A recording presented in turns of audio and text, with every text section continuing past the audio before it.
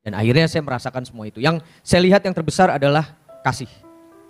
Sesuatu hal yang saya lihat terbesar di sini adalah kasih. Dan itu yang membuat saya sangat tersentuh dengan kasih Yesus. Bagaimana Yesus memberikan kasihnya kepada umatnya, pada yang percaya kepada dia. Dia memberikan jiwanya untuk menebus dosa kita semua.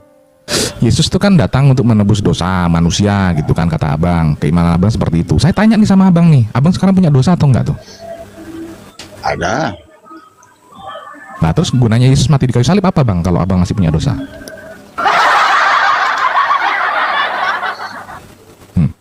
Macet kan?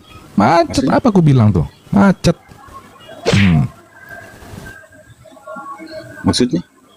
Abang sekarang punya dosa apa enggak? Punya. Telaan nih, dengerin pertanyaan saya. Abang punya dosa atau enggak? Ya. Punya dosa.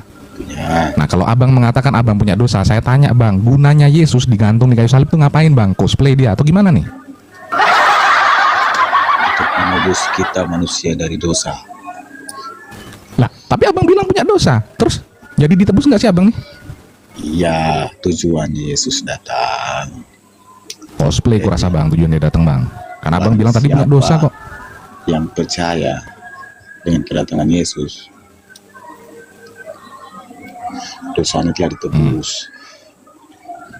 Nah, abang percaya nggak Yesus datang menebus dosa? Percaya. Percaya. Berarti abang sekarang nggak punya dosa nih sekarang? Ada. Nah kan, coba lihat. Bingung. Abang katakan kalau yang percaya Yesus menebus dosa, cukup dengan percaya maka dosamu ditebus. Tapi waktu saya tanya abang punya dosa atau enggak? Ada, abang bilang.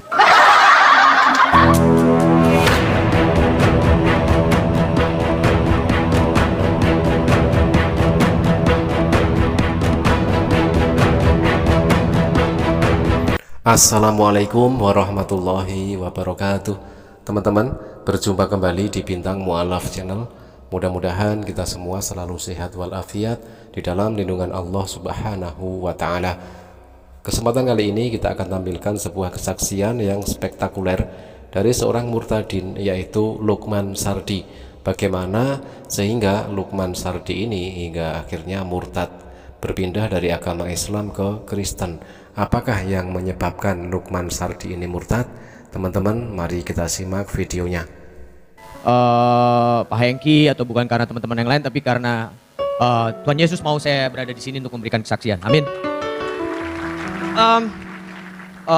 Saya mau bercerita sedikit ke belakang. Jadi saya memilih menjadi percaya itu sekitar 6 tahun yang lalu. Pada saat itu banyak hal bergumul dengan perasaan dan hati saya, sampai akhirnya saya memutuskan untuk menjadi orang percaya. Dan buat saya bukan sesimpel saya pindah, istilahnya kalau ada satu lembaga namanya agama, bukan dari Muslim pindah ke Kristen, bukan hanya soal itu. Tapi lebih dari itu, bagaimana saya menjadi percaya Yesus dan yakin akan kehadiran Yesus dalam hidup saya. Sebuah kesaksian yang saya ingin sampaikan ini mungkin juga banyak dialami oleh abang-abang dan pok-pok atau teman-teman yang ada di sini. Tapi saya merasa ini sesuatu yang luar biasa buat dalam hidup saya gitu. Pada awalnya memang sesuatu yang buat saya sendiri sangat sesuatu yang membingungkan gitu. Bagaimana saya bisa nyampe ke titik akhirnya saya memilih untuk menjadi orang percaya gitu. Bukan karena kecantikan istri saya, bukan. Bukan karena dia juga maksa, bukan. Bahkan dia tadinya awalnya agak hopeless sama saya gitu. Dia coba bicara sama saya, tapi saya bukan orang yang bisa dipaksa atau apapun. Saya harus melihat sendiri gitu kan. Melihat sendiri, mengalami sendiri, merasakan sendiri, dan akhirnya saya merasakan semua itu. Yang saya lihat yang terbesar adalah kasih. Sesuatu hal yang saya lihat terbesar di sini adalah kasih, dan itu yang membuat saya sangat tersentuh dengan kasih Yesus. Bagaimana Yesus memberikan kasihnya kepada umatnya, pada yang percaya kepada dia. Dia memberikan jiwanya untuk menebus dosa kita semua. Secara garis besar kita bisa menyimpulkan bahwa ternyata faktor yang membuat Lukman Sardi murtad karena dia percaya katanya Yesus yang akan menebus dosanya. Tetapi teman-teman, pernahkah Yesus mengajarkan penebusan dosa? Bagi umat Kristen, meyakini Yesus sebagai korban penebusan dosa adalah sertifikat bagi keselamatan manusia keturunan Adam agar terhindar dari kebinasaan kekal di dalam neraka. Meyakini Yesus sebagai korban penebusan dosa adalah satu paket dengan meyakini Yesus telah menyerahkan nyawanya dan mati di tiang salib. Hanya dengan keyakinan semacam itulah yang akan menjadikan Yesus sebagai juru selamat bagi mereka. Nah teman-teman, umat Kristen mereka meyakini Yesus sebagai juru selamat dengan menebus dosa dan mati di tiang salib menyangkut hal yang sangat luar biasa, yaitu tentang kehidupan akhir yang kekal berada di dalam surga atau di dalam neraka dan tidak dapat kembali lagi ke dunia fana ini untuk memperbaiki keyakinannya. Maka sudah sepatutnya diperlukan jaminan langsung dari Yesus yang menyatakan Yesus adalah juru selamat bagi manusia yang percaya Yesus terlahir ke dunia adalah untuk menebus dosa dengan menyerahkan nyawanya dan mati di tiang salib.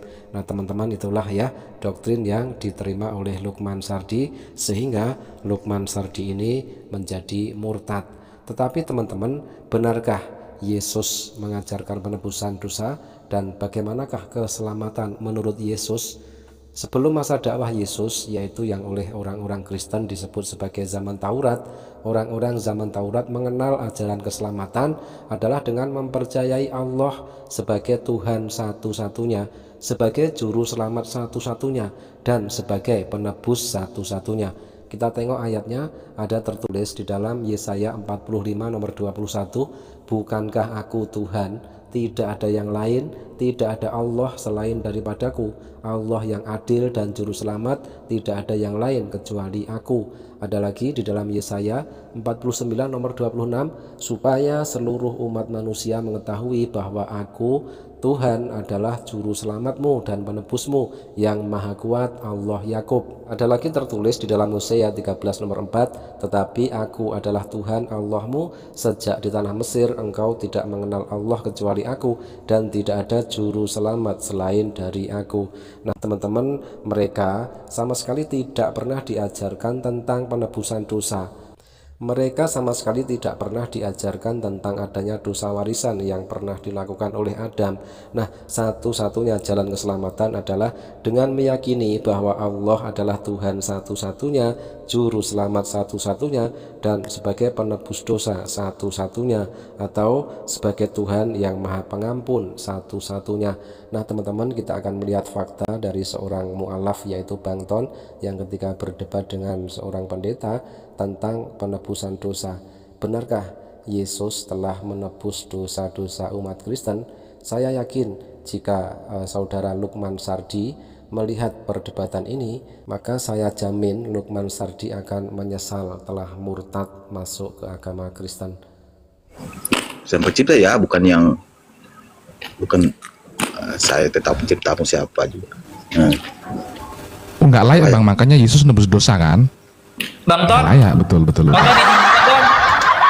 Bangku, aku mau ini ya, mau sholat maghrib dulu ya, biar enak nanti. Izin Ya komen. boleh. Aku mute. Silakan dilanjut.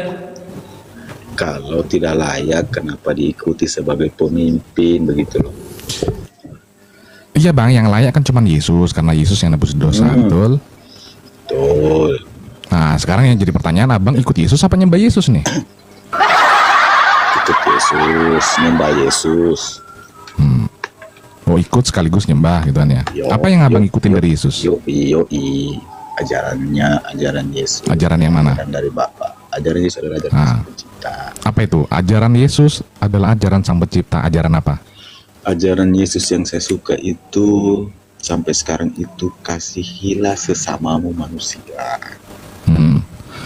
Oh berarti dari dulu nih nggak ada ya Toleransi, ajaran bro. mengasihi sesama manusia, makanya Yesus turun Yesus- untuk ngajarin kasih Yesus- doang nih gitu. Yesus tidak mengajarkan sana kafir. Enggak ada yang gitu-gituan. Ya maksudnya gini bang, abang ngomong Bayangkan, Yesus itu kan Bang, datang untuk mengajarkan yang namanya kasih. Berarti sebelum Bener, Yesus Bang. ada, itu nggak ada tuh yang namanya kasih ya. Orang-orang terdahulu tuh nggak ada yang mengasihi gitu, Bang, nggak ada kasih gitu. coba- Atau gimana sih? coba ini? lihat. Bingung gua. Coba lihat kita ya.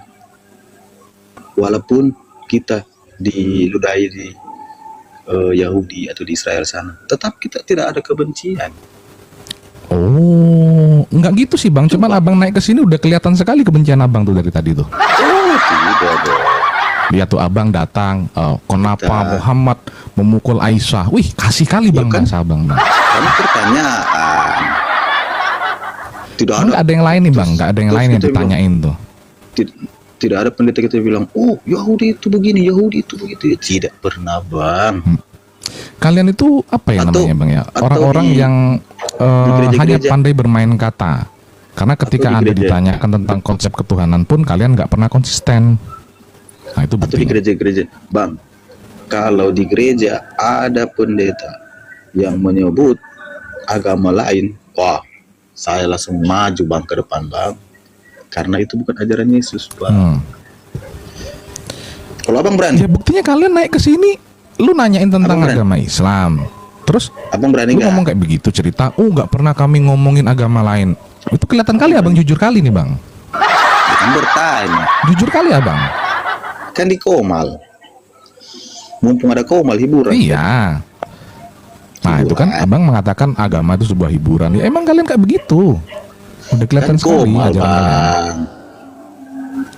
Ya coba makanya gini. Tadi kan saya tanya ajaran apa yang kalian ikutin dari Yesus, ajaran kasih. Berarti sebelum Yesus ada itu nggak ada kasih gitu kan?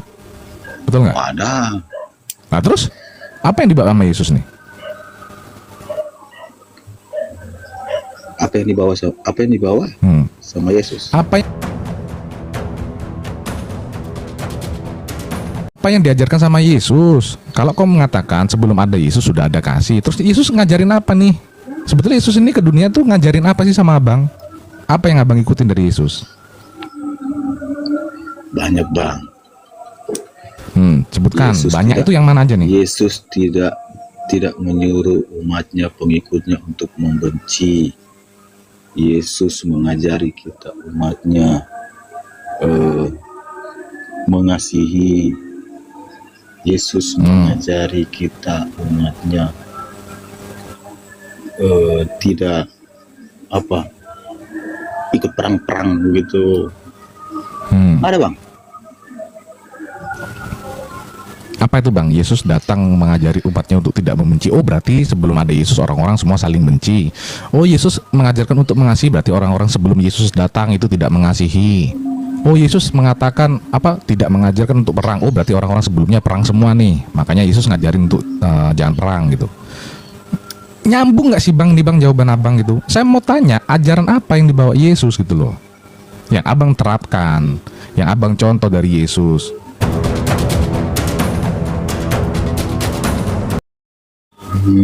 Mbak, kalian sering mengatakan, "Wih, kami Kristen adalah pengikut Yesus." Nyatanya apa? Setelah saya tanya sama abang tadi, membuktikan antara pengikut Yesus dan penyembah Yesus, kalian nggak bisa bedain karena kalian tuh pada dasarnya hanyalah penyembah Yesus, bukan pengikut Yesus. Saya menyembah Yesus, saya mengikuti Yesus.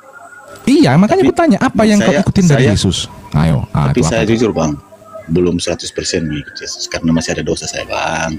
Nah, katanya Yesus nebus dosa, kok abang masih ada dosa gimana sih? Ya, menebus dosa. Bukan berarti Jadi dosa abang lagi. ditebus nggak? Ya, Nggak gini bang, Yesus itu kan datang untuk menebus dosa manusia gitu kan kata abang. Keimanan abang seperti itu. Saya tanya nih sama abang nih, abang sekarang punya dosa atau enggak tuh? ada. Nah terus gunanya Yesus mati di kayu salib apa bang kalau abang masih punya dosa?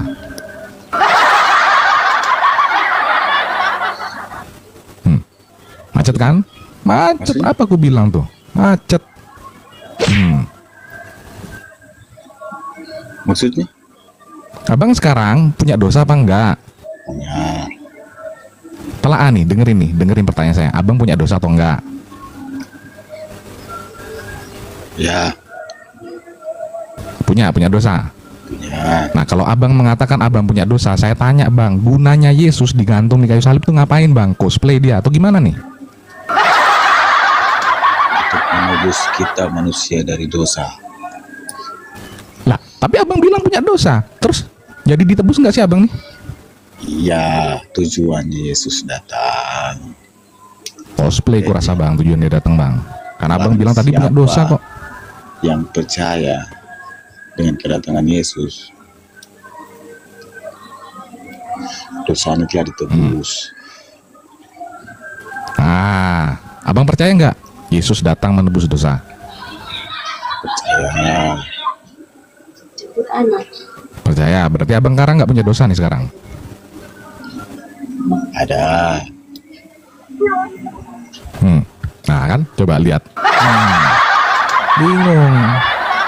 Abang katakan kalau yang percaya Yesus menebus dosa, cukup dengan percaya maka dosamu ditebus. Tapi waktu saya tanya, abang punya dosa atau enggak? Ada, abang bilang.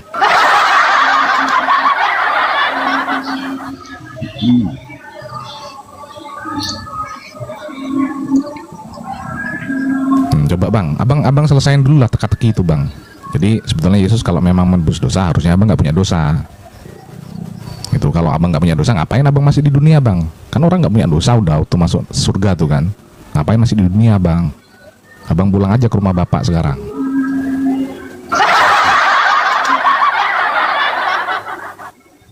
Oh iya, jadi PR ku dulu ya. Ya sekarang nggak bisa dijawab tuh bang. Abang masih bingung tuh, macet. Belum, nanti cari di Google deh. Yesus cari di Google. Teman-teman, ada tertulis di dalam Yeskiel 18 nomor 20, orang yang berbuat dosa itu yang harus mati. Anak tidak akan turut menanggung kesalahan ayahnya, dan ayah tidak akan turut menanggung kesalahan anaknya. Orang benar akan menerima berkat kebenarannya, dan kefasikan orang fasik akan tertanggung atasnya. Nah, sebenarnya dosa ditanggung masing-masing itu tertulis di dalam Bible mereka, tetapi mereka terlanjur percaya dengan dogma gereja, ya, mempercayai Yesus sebagai Tuhan telah menjadi juru selamat mereka dan mereka dijamin masuk surga. Itulah dogma gereja yang notabene bertentangan dengan ayat-ayat Bible mereka sendiri. Terima kasih teman-teman, mudah-mudahan bermanfaat. Jazakumullah khairan kasiron. Wassalamualaikum warahmatullahi wabarakatuh.